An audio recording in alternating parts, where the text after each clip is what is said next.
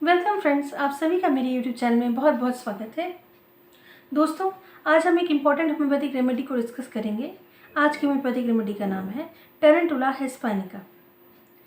Tarantula जो है वो एक स्पेनिश स्पाइडर है। स्पाइडर जो घरों में पाए जाते हैं, जिनके जाले फेमस हैं। कभी भी घर आप बंद करके चले जाएं लंबे टाइम तक तो आप देखेंगे कि मकड़ी के जाले बहुत सारे जो है घर में आपको मिलते हैं। उसी स्पाइडर की बात हो रही है। तो इससे बना है होम्योपैथिक रेमेडी ऑफ कोर्स। अब आज हम डिस्कस करेंगे माइंड सिम्टम्स टेरेंटुला हिस्पैनिका के, चाहे वो चाइल्डहुड के हो चाहे वो एडल्टहुड का हो, उन दोनों ही माइंड सेट को हम डिस्कस करेंगे। और एक्सट्रीम लेवल पर जब बीमारी चली जाती है तब क्या माइंड सेट हो जाता है टेरेंटुला का, इस बारे में भी हम डिस्कस करेंगे। और एक बात मैं ज़रूर कहूँगी कि माइंड सिम्टम बहुत इंपॉर्टेंस रखता है, क्योंकि अगर आपने माइंड ठीक ठीक जज कर लिया तो फिर कोई भी बीमारी हो, कितने भी पुरानी बीमारी हो, उसे ठीक किया जा सकता है। तो आइए चलिए एक बहुत ही इम्पोर्टेंट सफ़र पे चलते हैं। तो टेरेंटुला चाइल्ड, हम अब एक छोटे बच्चे के बारे में अब डिस्कस करेंगे। एक ऐसा बच्चा जो लाइफ की सिचुएशन के कारण टेरेंटुला पेशेंट बन गया। वो कैसे बन गया ये जानते हैं। हर बच्चे को पलने बढ़ने के लिए एक सही माहौल की ज़रूरत होती है, प्यार की ज़रूरत होती है, ख़ास तौर पे अपनों का साथ, जैसे माँ बाप का प्यार, उनका अटेंशन बहुत ज़रूरी होता है। एक बच्चे को अगर वो अटेंशन ना मिले, वो प्यार ना मिले, वो गाइडेंस, वो सपोर्ट ना मिले, तो एक बच्चे की मूल स्वभाव में विकृति आ जाती है और बड़े होने तक या पूरी ज़िंदगी उसका असर जो है उस बच्चे के जीवन पर पड़ता है। इसीलिए पेरेंटिंग बहुत इम्पोर्टेंस रखता है इस स्टेज में। टेरेंटुला बच्चे के साथ भी कुछ ऐसा है, उसे माँ बाप की अटेंशन की उपेक्षा झेलनी पड़ती है। यानी कि सपोज़ एक ऐसा बच्चा है जिसके माँ बाप जो है वो बहुत बिज़ी रहते हैं, जॉब कर रहे होंगे, दोनों के पास टाइम नहीं है। अब आज की महंगाई के टाइम में करना पड़ता है जॉब, हस्बैंड वाइफ दोनों को। तो बच्चा बेचारा नौकर के हाथों पल रहा है। नौकरों को कोई मतलब है नहीं, बस खाना दे दिया हो गया, कोई उससे बात करने वाला नहीं, कोई उसके साथ खेलने वाला नहीं। कई बार ऐसा भी होता है कि स्टेप मदर फादर होते हैं।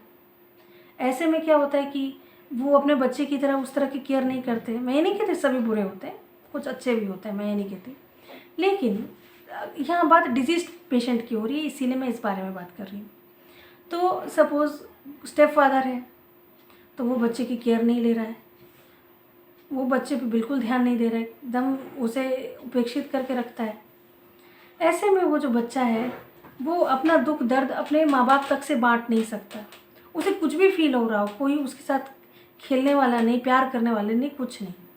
तो ऐसे में और कुछ उस बेचारे से गलती हो जाए, क्योंकि गलती तो करेगा बच्चा, जब उसे उसके पास टाइम ही टाइम है और कोई उसको एंटरटेन करने वाला नहीं, तो अपना मन वो खुद लगाएगा। और बच्चा है, उसको क्या पता है कि क्या सही है क्या गलत है। उसको तो गाइडेंस की प्रॉपर ज़रूरत है। तब क्या होगा, वो जो भी काम करेगा वो तो सोच समझ के नहीं करेगा, तो उसके लिए हर चीज़ गेम है। तो हो सकता है कि बड़ी बड़ी महंगी चीज़ें वो ख़राब कर दे, कुछ भी तोड़ फोड़ कर दे। अब उसके लिए उसे बहुत डांट पड़ेगी, मार भी पड़ सकती है। ऐसे में वो बच्चा जो है वो एकदम दब जाता है, सप्रेस हो जाता है बेचारा, अपने दुख दर्द को बता नहीं पाता है। तो ऐसे बच्चे हाइपर एक्टिव हो जाते हैं। वो हमेशा कुछ ना कुछ में अपने आप को बिज़ी रखना चाहते हैं। क्यों बिज़ी रखना चाहते हैं? क्योंकि दिल में बहुत दुख है, प्यार का अभाव है, और दूसरा कि कोई गलती होने पे मार पड़ती है, डांट पड़ती है। तो वो खुद को बिज़ी कर लेते हैं ताकि उनको दुख वो महसूस ना हो। बच्चों के अंदर होता है कि महसूस तो सब करते हैं, मगर एक्सप्रेस करने की क्षमता उनमें उतनी नहीं होती। तो वो किसी दूसरे रूप में उस बात को एक्सप्रेस करते हैं। तो इसीलिए एक जो टेरेंटुला बच्चा है उसके लिए बहुत मुश्किल हो जाता है अपना वक्त बिताना। तो इसीलिए जो ऐसे बच्चों में जो बीमारियां आती हैं उसका जो सबसे मेन कारण होता है, जैसे कि एलिमेंट्स फ्रॉम रिप्रोचेस। रिप्रोचेस मतलब निंदा। कोई अगर निंदा कर दे, है ना, नुक्ताचीनी करे, ये सब उसे अच्छा नहीं लगता है, उससे बीमारी उसकी बढ़ती है। क्योंकि एक तो कोई उसे गाइड करने वाला नहीं, और गलती हो गई उसको डांट पड़ रही है, तो वो उसको अच्छा नहीं लगता है। गुस्सा बहुत ज़्यादा आ जाएगा, उसके साथ कोई मिसबिहेव करेगा तो गुस्सा आएगा ना उसको, उससे उसकी बीमारी आ जाती है। कोई मानसिक उत्तेजना वाली बात आ जाए तो भी बीमार हो जाता है। दुख तो होता ही है उसके जीवन में। और लव डिसअपॉइंटेड, मतलब माँ बाप से प्यार की उम्मीद है और उसका दिल टूट रहा है, तो लव हुआ ना डिसअपॉइंटेड। तो ये जो चीज़ें हैं उस बच्चे में आती हैं और उसकी जो मनोस्थिति है वो बिगड़ जाती है। तो उसके बाद हम देखें तो delusion, assaulted is going to be fall something would him on tarantula only, मतलब उसको लगता है कि उसे कोई असॉल्ट करेगा, मारेगा, पीटेगा। ठीक है, बच्चे को डर ये हो सकता है ना, उसको गाइड करने वाला कोई नहीं और मार रहे हैं उसको लोग बिना कारण बिना गलती के। Step mother father cruel hearted है, वो मार रहे हैं, पीट रहे हैं, उसको समझने को तैयार नहीं है, तब बच्चे की ये स्थिति है। तो उसकी मनोस्थिति बड़ी ख़राब हो गई है। Fall something would him on, उसे लगता है कि कुछ उसके ऊपर गिर जाएगा या कुछ, मतलब वो हमेशा डरा है, सहमा हुआ है। ये मनोस्थिति उसके अंदर इस तरह की आ सकती है। सिक बीइंग, फिर स्मॉल बॉडी इज स्मॉलर सीम, मतलब उसको लगता है कि मतलब उसको बॉडी जो है वो स्मॉल लगता है, उसको लगता है वो बहुत कमज़ोर है, वो बहुत छोटा है, उसके पास कोई ताकत नहीं है, कोई अथॉरिटी नहीं है, हर कोई उसको बजा के चला जाता है, मतलब उसको हर कोई बस डांट के, कभी मार के, है ना, तंग करके चला जाता है, उसको प्रोटेक्ट करने वाला कोई भी नहीं है, वो बहुत स्मॉल है, वीक है। इस तरह की फीलिंग उसके अंदर आती है। और एक और फीलिंग आती है डिल्यूजन में, strangers room seem to be in the, उसको लगता है वो जहाँ भी है वहाँ सब स्ट्रेंजर्स हैं। ऑफकोर्स माँ बाप भी अगर बच्चे को केयर नहीं कर रहे हैं, प्यार नहीं कर रहे हैं, अटेंशन नहीं दे रहे, तो उसके लिए वो भी तो स्ट्रेंजर ही हो गए ना, वो कौन सा अपने हो गए। तो वो समझता है कि हर कोई यहाँ स्ट्रेंजर है, किसको अपना दुख कहे, इसीलिए वो हमेशा बिजी रहता है, इसीलिए हमेशा उछल कूद करते रहता है, मस्ती के मूड में रहता है, सोचता है ये सब करने से उसे अच्छा लगेगा, संगीत में भी बिज़ी रहना चाहता है, डांस भी करता है, ये सब करता है ताकि वो बिज़ी रह सके। अब नेक्स्ट रूब्रिक है बिज़ी। मैंने आपको समझा दिया कि बिज़ी क्यों रहता है। फॉरगेटफुल, प्रोफेशन फॉरगेट्स हर, अब दुख इतना है और अपने आप को बिज़ी रख रहा है, लेकिन ऐसा नहीं है कि वो, एक बच्चे का प्रोफेशन क्या हो सकता है, पढ़ाई हो सकती है, उसका करियर हो सकता है, लेकिन ये गाइडेंस देने वाला भी तो कोई नहीं है उसको। वो तो तरह तरह के नए नए तिकड़म लगाता है कि कुछ अनोखा कर दिखाए, ताकि माँ बाप कम से कम उसकी तरफ देखे तो सही, अटेंशन तो दे कि वो भी ज़िंदा है, वो भी एग्जिस्ट करता है, अपना वजूद दिखाना चाहता है, लेकिन वो भी देखने को तैयार नहीं। तो वो इस चक्कर में बिज़ी रह जाता है कि कैसे लोगों को अपनी तरफ बुलाए, बजाय इसके कि वो अपने करियर पे, अपने वर्क पे ध्यान दे।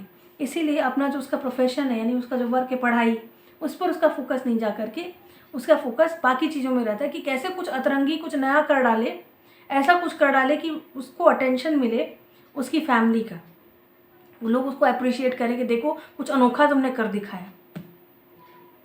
ग्रीफ, फिर आता है रूब्रिक हैटर्ड, रिवेंजफुल हैटर्ड।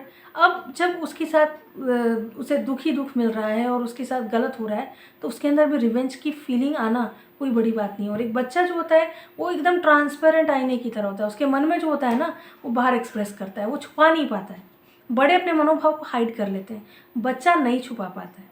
इसलिए अगर उसके मन में कुछ गुस्सा या रिवेंज आएगा तो वो देन एंड देयर जो एक्सप्रेस करेगा, उसको सीधा सीधा एक्सप्रेस करेगा, क्योंकि ये लाइकेसिस की तरह कनिंग, चालाक होता है। ये भी ऐसा नहीं कहती कि चालाक नहीं होता है, लेकिन ये ईर्ष्यालु नहीं होता उस तरह से, इसमें ईर्ष्या की फीलिंग नहीं होती है, बल्कि इसमें अकेलेपन की एहसास होता है, कंपनी चाहता है, प्यार, और सिर्फ कंपनी नहीं, प्यार चाहता है, लव और अफेक्शन चाहता है, अपनों से अटेंशन चाहता है। फिर जेस्चर्स किस तरह के बनाता है वो हाथों के, तो fingers mouth children put fingers into the, मतलब हमेशा जो है मुंह में उंगली डालना, इस तरह के काम वो बच्चा करता है। टाइम पास नहीं हो रहा है, कुछ ना कुछ तो करेगा ना, तो मुंह में उंगली डाल रहा है। फिर हैंड्स इन्वॉल्ट्री मोशन ऑफ, और हमेशा हाथ को छटपट छटपट करता रहेगा, बैठेगा भी तो शांति से नहीं बैठ सकता है वो, उसके हाथ पर हमेशा हिलते रहेंगे। क्यों हिलते रहेंगे? मन में हमेशा बेचैनी है, मन में हमेशा बेचैनी, दुख है दुख है दुख है, इसको दूर करना है, भूलना है सब कुछ। फिर हैंड ग्रास्पिंग, हमेशा डरा समा भी रहता है, तो उसके हाथ जो है ऐसे ग्रास्प पोजीशन में रहते हैं, ऐसे बंधे हुए।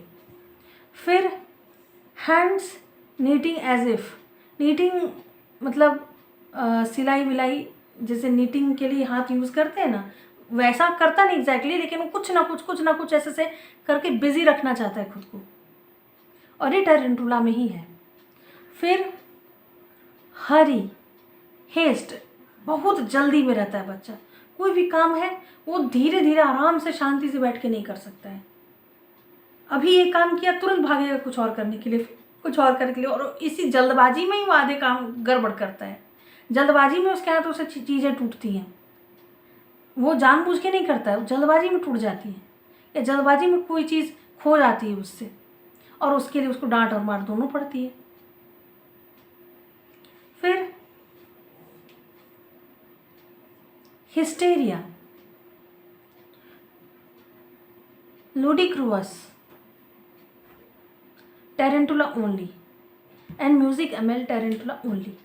तो ludicrous का मतलब होता है very silly behaviour, foolish behaviour, यानी जो नॉर्मल लोग नहीं करते हैं वैसा अतरंगी बिहेवियर जो है वो करता है।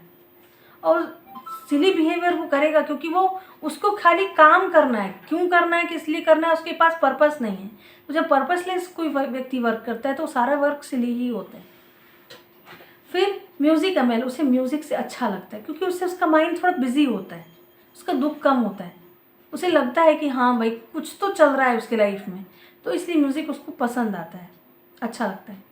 फिर है मिस्चीवियस होता है, शरारती होता है, कनिंग भी है, शरारती भी है।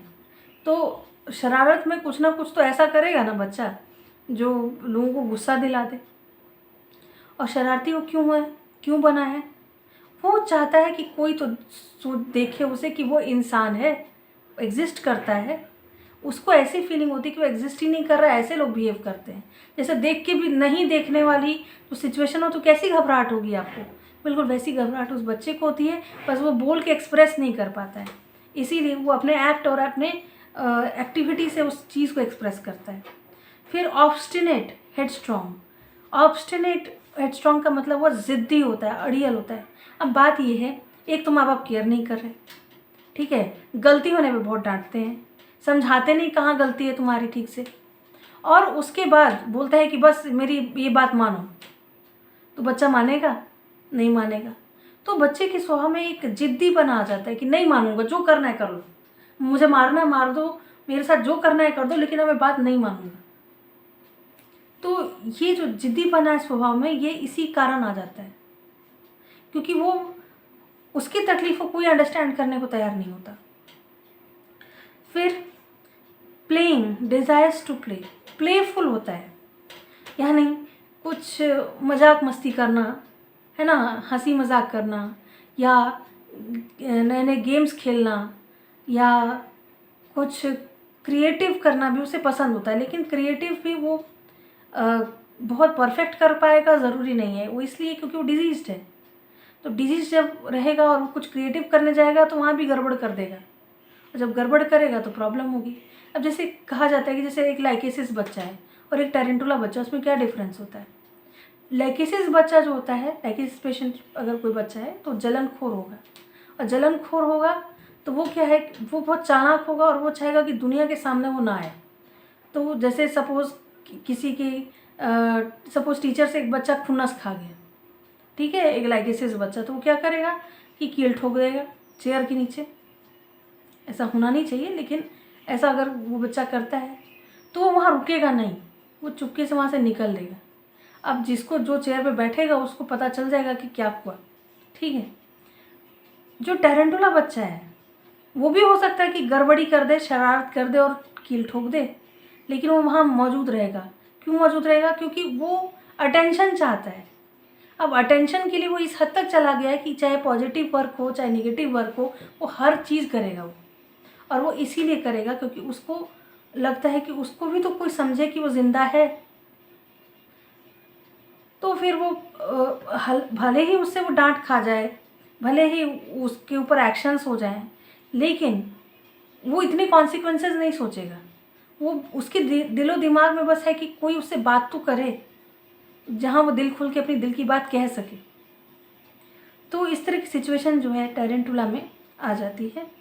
Pulling hair, desire to pull someone's hair, मतलब अब जब शरारत, अब उसके साथ कोई बुरा करेगा तो उसको भी गुस्सा आएगा, और उसको गुस्सा आएगा तो वो बाल भी खींचेगा, तंग भी करेगा। मतलब एक समय था जब बच्चा एकदम इनोसेंट था, उसमें रिवेंज उतना नहीं था, लेकिन धीरे धीरे करके पाइल अप हो जाता, उसका दुख जो है पाइल अप होते जा रहा है, और लोगों का मिसबिहेवियर उसके लिए जो है वो भी पाइल अप हो रहा है, और बढ़ते बढ़ते वो एकदम रिवेंजफुल और गुस्सैल और एक अलग ही तरह की मोड में बच्चा जो है जाने लगता है।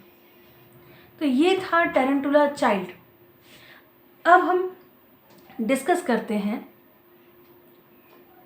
Tarantula patient in adulthood. जब कोई वही बच्चा अगर बड़ा हो जाए तब क्या सिम्टम्स होंगे, उसमें क्या माइंडसेट होगा उसका, ये जानते हैं। चलिए डिस्कस करते हैं।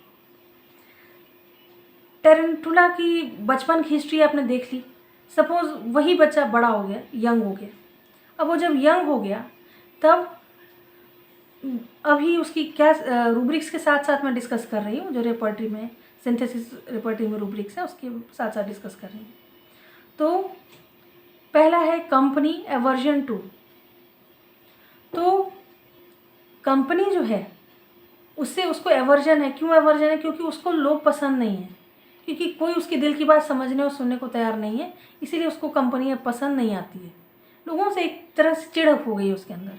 फिर भी company, fear of being alone, वो अकेले नहीं रहना चाहता है, या उसको एक्चुअली उसको दिल से प्यार चाहिए, अपनापन चाहिए, सब चाहिए, लेकिन वो उसको लगता है कि कोई उसका अपना है ही नहीं, कौन उसको अपना, तो ऐसे पराये लोग चाहिए ही नहीं उसे, जो उसे अंडरस्टैंड ही नहीं करते।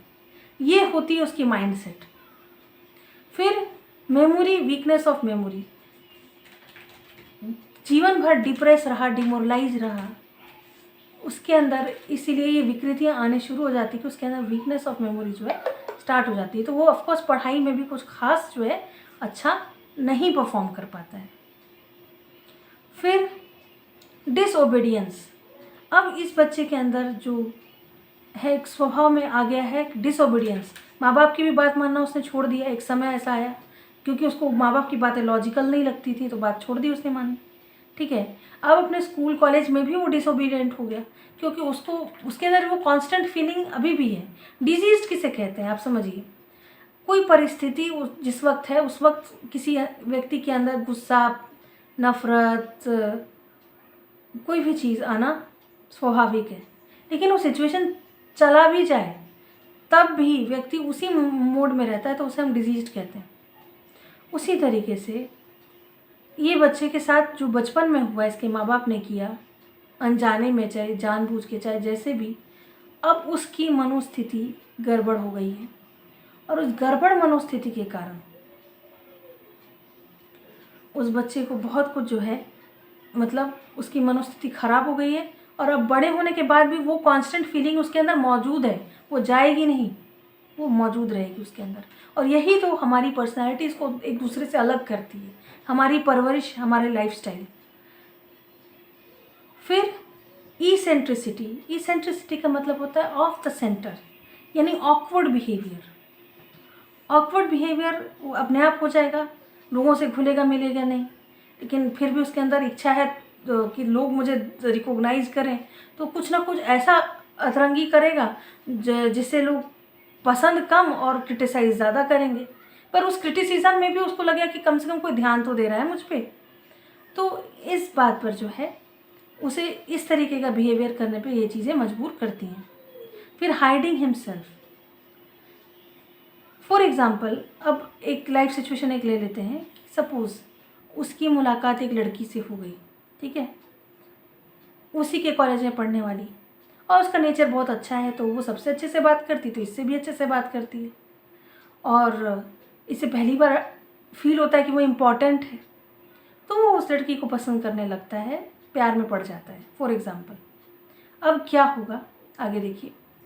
अब क्योंकि इसका जो बिहेवियर है वो दूसरों से अलग है, और ये अटेंशन ग्रैब करने के लिए तरह तरह के अतरंगी तरीके अपनाता रहता है, तो हो सकता है कि वो तरीके इस लड़की को उतने अच्छे ना लगते हों, लेकिन वो कुछ बोलती ना हो, और फिर उस लड़के को पता चलता है, पेशेंट को पता चलता है कि उस लड़की का किसी और के साथ अफेयर है और वो उसे पसंद करती है और इसे जस्ट फ्रेंड समझती है। अब उसके लिए ये क्या करेगा, क्योंकि इसको हर हालत में उसका साथ और अटेंशन चाहिए, तो उसके लिए वो सही या गलत रास्ता नहीं है, कोई भी रास्ता अपनाएगा। क्यों कोई भी रास्ता अपनाएगा? क्योंकि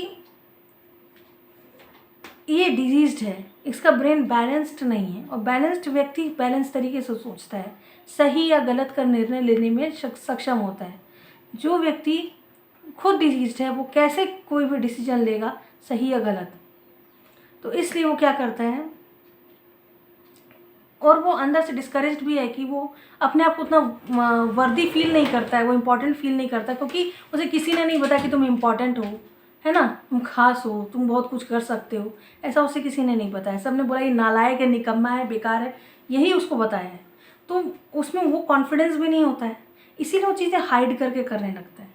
अब ये ईर्ष्या के कारण नहीं कर रहा है, देखिए फ़र्क समझिए इस चीज़ को।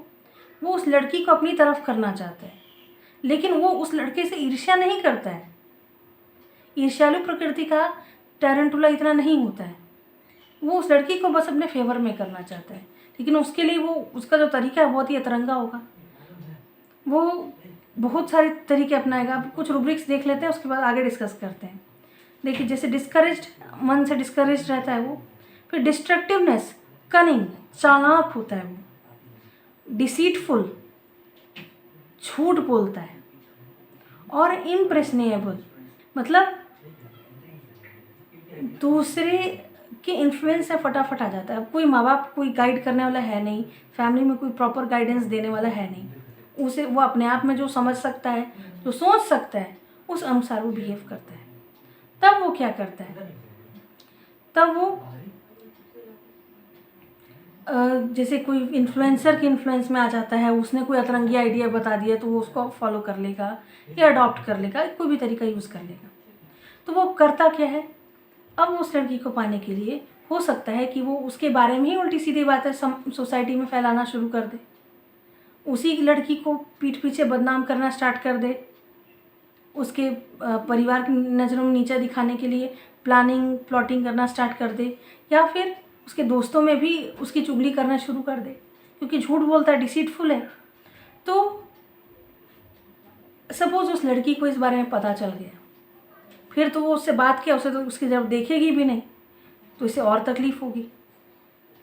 फिर उसे अट्रैक्ट करने के लिए फिर ये और भी अतरंगी तरीके अपनाएगा, क्योंकि इसमें एक और प्रॉब्लम है, मोरल फीलिंग वांट ऑफ। इसमें मोरालिटी ख़त्म हो जाती है, पेशेंट में मोरालिटी नाम की चीज़ नहीं रह जाती है। नेक्स्ट वांट टू बी, जब वो समझ जाएगा कि ये लड़की किसी भी कीमत पे उसके साथ नहीं आने वाली है, तब वो क्या करेगा, झगड़ा करेगा उससे, मैलिशियस चालें चलेगा, यानी कि दुष्टता भरी चालें चलेगा, उसका मजाक बनाएगा, जेस्टिंग करेगा, वायलेंट हो जाएगा, डराएगा, धमकाएगा, मार डालने की धमकी देगा, और नहीं तो खुद सुसाइडल अटेम्प्ट करने की भी कोशिश करेगा। ये रूब्रिक से आप देख सकते हैं, सुसाइडल डिस्पोजिशन भी होता है इसमें। फिर विल वीकनेस ऑफ, और विल पावर वीक होता है। विल और इमोशंस क्या होते हैं ये समझिए। विल होता है हमारे इंटेलिजेंस से आता है, और इमोशंस होते हैं जो कि बस बहाव है, बहते जाना, लेकिन हमारा इंटेलिजेंस, हमारा विल कंट्रोल करता है हमारे इमोशंस को। लेकिन यहाँ इस केस में इसका जो विल पावर ही कमज़ोर है, तो जिनके विल पावर कमज़ोर होते हैं वो आपराधिक दुनिया में जा सकते हैं, वो कोई गलती कर सकते हैं, वो क्राइम कर सकते हैं, वो कुछ भी इलीगल या कोई भी गड़बड़ी कर सकते हैं। तो विल वीकनेस के कारण ही वो इस तरह के अनशंट काम कर रहा है, धमकी देने का, वायलेंट होने का बिहेवियर, ठीक है, मार डालूंगा, ऐसी बातें वो करता है। फिर सेल्फिशनेस भी इसमें बहुत होती है, ईगोइज्म भी बहुत होता है। अब एक सेल्फिश लड़का ही ना जिससे प्यार करता है, उस लड़की को ही मतलब चारों तरफ से काट करके अकेला कर देना चाहेगा, ताकि उसके सिवा कोई ऑप्शन ना बचे उस बेचारी के पास। एक सही दिमाग का, एक अच्छे दिल का इंसान तो ऐसा नहीं करेगा, कहीं ना कहीं वो बहुत खुदगर्ज हो जाता है, क्योंकि वो डिजीज्ड है, सीधी सी बात है। अगर ऐसा कोई व्यक्ति उसकी बीमारी अगर बढ़ती चली जाए, उसे इलाज ना मिले टाइम पे, तो हो सकता है कि उसकी मैडनेस, इंसैनिटी तक उसकी मनोस्थिति चली जाए। इंसैनिटी में गुस्सा आएगा तो चीज़ें उठा के फेंका करेगा। फिर इंसैनिटी मैडनेस में आप देख सकते हैं rubrics: erotic, laughing with, restless with lower limbs of tarantula only. मतलब लोअर लिम्स जो हैं वो रेस्टलेस हो जाते हैं, बेचैन हो जाते हैं, तो पैर लगातार वो हिलाते रहेगा और पागलपन में खूब हंसता रहेगा और अचानक उसके शरीर में बहुत ताकत आ जाएगी। आपने देखा होगा मानसिक रोगियों में, बहुत सारे लोगों में क्या होता है कि अचानक जब गुस्सा आता है उन्हें, तो वो अपने से कई गुना ज़्यादा ऐसी चीज़ जिनमें बहुत ताकत लगती है उन चीज़ों को भी उठा लेते हैं। भले ही बाद में बेहोश हो जाएं, थक जाएं, ठीक है, लेकिन उस वक्त के लिए बहुत ताकतवर हो जाते हैं। तो इस तरह की मनोस्थिति आ सकती है। फिर थ्रेटनिंग डिस्ट्रक्शन एंड डेथ, ये आ सकता है एक डिजीज्ड पर्सन में। और एक मैंने बात लिखी म्यूज़िक एग्रीवेशन। अब देखिए, नॉर्मल स्टेट में तो म्यूज़िक उसको अच्छा लगता है, लेकिन अगर वो इंसैनिटी के लेवल पे जा रहा है तो जो म्यूज़िक उसकी पागलपन को और बढ़ाने में योगदान देता है। ऐसा रहता है टेरेंटुला। तो ये था टेरेंटुला के बारे में जो मैंने रिसर्च किया, जो स्टडी की, और जो भी बातें मैं अपने बेस्ट बता सकती थी वो मैंने बताने की कोशिश की है। अगर आपको मेरा ये वीडियो अच्छा लगा हो तो प्लीज़ आप इसे लाइक कीजिए, शेयर कीजिएगा ज़रूर सबसे, और अपने वैल्यूबल कमेंट्स दीजिए, और प्लीज़ मेरे चैनल को सब्सक्राइब कर लीजिए, बेल आइकन बटन दबाना मत भूलिए। और आप मेरे जो लेटेस्ट वीडियोस हैं मेरे चैनल पे आप डायरेक्टली आकर के देखिए, ताकि मेरे सभी लेटेस्ट वीडियोस भी आप तक पहुंच सकें। तो आपने इतने पेशेंस के साथ मेरे वीडियो को देखा, समझा, उसके लिए आप सभी का बहुत बहुत धन्यवाद। Thank you.